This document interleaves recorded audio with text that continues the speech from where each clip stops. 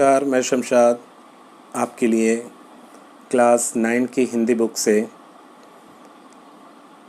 पाठ माटी वाली का MCQ लेकर प्रेजेंट हुआ हूँ, जो मैं ऑप्शनली रखा हूँ और उसका मैं आंसर बारी बारी से आपको बताता जाऊँगा। आशा करता हूँ कि मेरा ये कार्य आपको पसंद आएगा और आपके अध्ययन में आपको काफ़ी सुविधा होगी। मैं आपसे अनुरोध करता हूँ कि मेरे वीडियो को पूरा अंत तक देखें और उसमें अगर किसी तरह की किसी गलती होती है, त्रुटि होती है, कृपया कर कमेंट्स में ज़रूर बताएं। मैं आने वाले वीडियोस में उस गलती को दोहराने से बचूंगा और अनुरोध करता हूं कि मेरा चैनल आप सब्सक्राइब ज़रूर कर दें और इस तरह के जितने भी एजुकेशनल वीडियोस हैं आपको मेरे चैनल पर मिल जाएंगे, जो आपको अध्ययन के लिए सुविधा होंगे। तो हम लोग स्टार्ट करते हैं माटी वाली का MCQ और हमारा पहला सवाल है, माटी वाली कहानी के लेखक कौन है? ऑप्शन है विद्यासागर नौटियाल, ऑप्शन है प्रेमचंद, नागार्जुन या कोई नहीं। और इसका राइट आंसर है विद्यासागर नौटियाल। इसका राइट आंसर है विद्यासागर नौटियाल। हमारा दूसरा सवाल है, लेखक ने इस कहानी में किस शहर का वर्णन किया है? लेखक ने इस कहानी में किस शहर का वर्णन किया है? और इस कहानी में लेखक ने पटना शहर, गया शहर, टिहरी शहर या जबलपुर शहर का वर्णन किया है। तो इसका राइट आंसर है टिहरी शहर। घर घर हमारा तीसरा सवाल है, घर घर में लाल मिट्टी देने कौन जाता था? घर घर में लाल मिट्टी देने कौन जाता था? ऑप्शन है एक विस्थापित बुढ़िया जिसका अपना कोई घर ना है, रत्न, रामू या ग्राम सेवक। तो इसका राइट आंसर है एक विस्थापित बुढ़िया। हमारा चौथा सवाल है, कामनी कौन थी? कामनी ऑप्शन है 9-10 साल की एक छोटी लड़की, या पड़ोसन थी, या किसी की पोती थी, या मालकिन थी, या मुखिया थी। तो कामनी 9-10 साल की एक छोटी लड़की थी। हमारा पांचवा सवाल है, कामनी की माँ ने वृद्धा को क्या दिया? ऑप्शन है 2 रोटी और चाय दी, पापड़ दिया, बिस्किट दिया या कपड़ा दिया। तो कामनी की माँ ने वृद्धा को, जो विस्थापित बुढ़िया थी, उसको 2 रोटी और चाय दिया।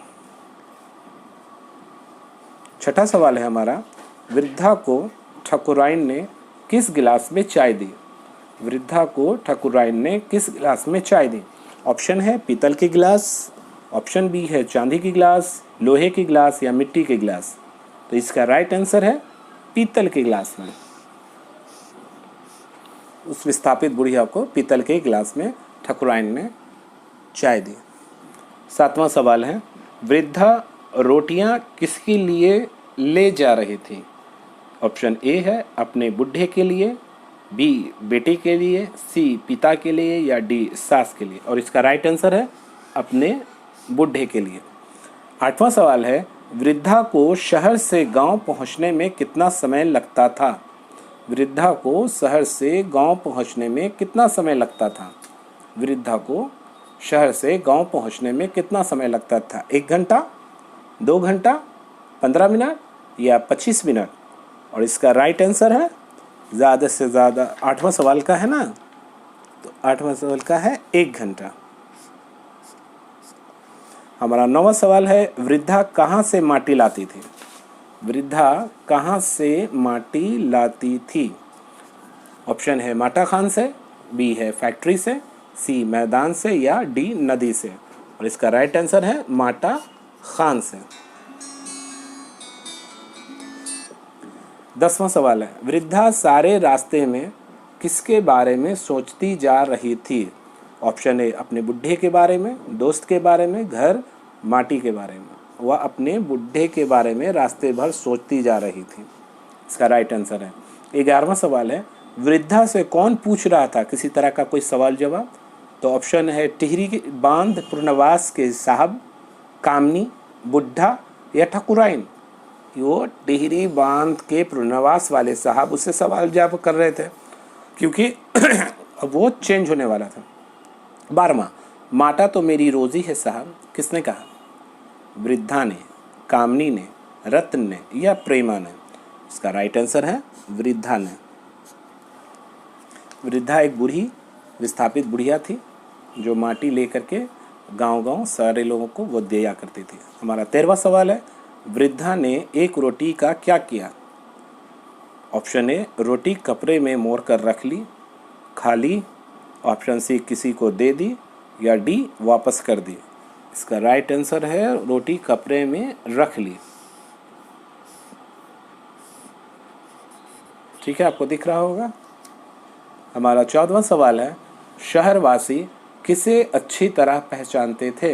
हमारा 14वां सवाल का ऑप्शन ए है, बुढ़िया और उसके कनस्तर को, बांसुरी वाले को, धोबी को, काबुली वाले को। और इसका राइट आंसर है बुढ़िया और उसके कनस्तर को, क्योंकि जब भी वो गांव में एंट्री करती थी तो उसके कनस्तर और बुढ़िया को देख कर लोग समझ जाते थे कि वो माटी लेकर के आ चुकी है। 15वां सवाल,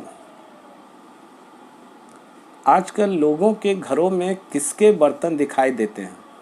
ये इस स्टोरी से रिकॉर्डिंग है। ऑप्शन है स्टील, कांच और चीनी मिट्टी के, बी सिर्फ मिट्टी के, सी सिर्फ लोहे के या एल्युमिनियम के। तो आजकल सभी लोगों में स्टील, कांच और चीनी मिट्टी के बर्तन ज़्यादा दिखाई देते हैं। अब हमारा आखिरी पेज का सवाल है, हमारा 16वां नंबर है, चाय तो बहुत अच्छा साग हो जाती है, ठकुराइन जी किसने किससे कहा? वृद्धा ने ठकुराइन से, कामनी ने वृद्धा से, वृद्धा ने बुढ़े से, या वृद्धा ने कामनी से? ये वृद्धा ने ठकुराइन से कहा जब ठकुराइन ने उसे चाय दी थी, उसके साथ रोटी दी थी, तो उसने कहा था चाय तो बहुत अच्छा साग हो जाती। 17वां सवाल है, वृद्धा ने अपनी झोपड़ी किसकी ज़मीन पर बना रखी थी? वृद्धा ने ऑप्शन ए मुखिया, बी हेडमास्टर, गांव के ठाकुर की एक ज़मीन पर, सी या डी सरकारी ज़मीन पर। तो इसका राइट आंसर है गांव के ठाकुर के एक ज़मीन पर। हमारा 18वां सवाल है, वृद्धा ने माटी बेचने से हुई आमदनी से क्या खरीदा? हमारा 18वां सवाल, वृद्धा ने माटी बेचने से हुई आमदनी से क्या खरीदा? ऑप्शन ए, 1 पाव प्याज, राइट आंसर है। ऑप्शन बी, अंडा, मांस या मक्खन। राइट आंसर 1 पाव प्याज। 19वां सवाल है हमारा, घर जाकर वृद्धा ने क्या देखा? ऑप्शन ए, सामान बिखरे थे, छत गिरी हुई थी, बुढ़ा अपनी माटी को छोड़कर जा चुका था, या सरकारी अफसर घर पर थे। राइट आंसर ऑप्शन सी, बुढ़ा अपनी माटी को छोड़कर जा चुका था, यानी वो इस धरती को छोड़कर आसमां की ओर जा चुका था, यानी वो मर चुका था। 20वां सवाल, गरीब आदमी का क्या नहीं उजड़ना चाहिए? इस कथन का जवाब दीजिए जब बुढ़िया उस अफसर को कहती है, घर, शमशान या गांव या शहर। तो इसका राइट आंसर है शमशान। तो ये 20 सवाल MCQ माटी वाले से मैंने किया विथ आंसर के साथ। आशा करता हूँ कि आपको पसंद आएगा। Please subscribe my channel.